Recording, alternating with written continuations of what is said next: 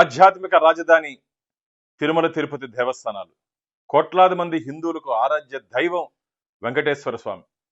ఎవరైనా సరే టీటీడీ మీద కానీ, వెంకటేశ్వర స్వామి మీద కానీ, టీటీడీ అనుబంధ సంస్థల మీద కానీ ఆధారాలు లేకుండా రాజకీయ ప్రయోజనాల కోసం ఎవరైనా అసత్య ఆరోపణలు చేస్తే మాత్రం తిరుమల తిరుపతి దేవస్థానాలు చాలా కఠినంగా మేము ఉండబోతున్నాం.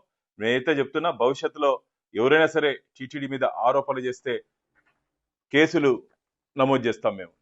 నిన్ననే తిరుమల తిరుపతి దేవస్థానం ధర్మకర్తల మండలి సభ్యుడిగా ఎస్వి యూనివర్సిటీ పోలీస్ స్టేషన్లో కంప్లైంట్ ఇవ్వడం జరిగింది.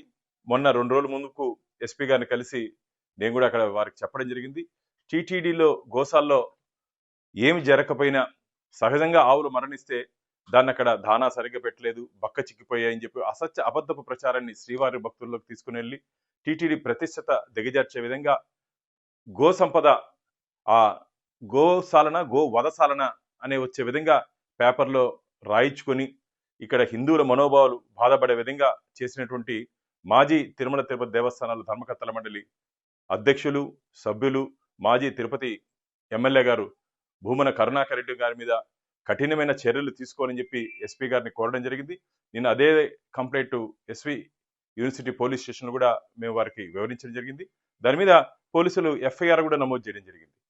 ఇది ఖచ్చితంగా భగవంతుడి మీద అసత్య మాటలు మాట్లాడే వారికి ఒక గుణపాఠంగా కావాలని చెప్పి నేను భావిస్తూ, దీంట్లో పోలీస్ అధికారులు పెట్టినటువంటి సెక్షన్లు కూడా బిఎన్ఎస్ 353(1), అలాగే 299 ఐటీ యాక్ట్.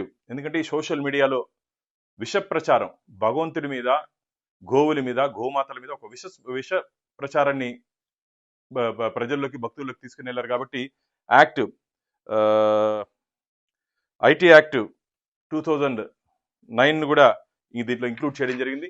కాబట్టి ఎఫ్ఐఆర్ రాబో రోజుల్లో ఇదొక బ్రహ్మాస్త్రం మారిగా ఎవరైనా అసత్య ఆరోపణలు ఆధారాలు లేకుండా టీటీడీ మీద చేస్తే మాత్రం జరగబో పరిణామాలు చాలా తీవ్రంగా ఉంటే చాలా కఠినంగా ఉండబోతున్నాయి.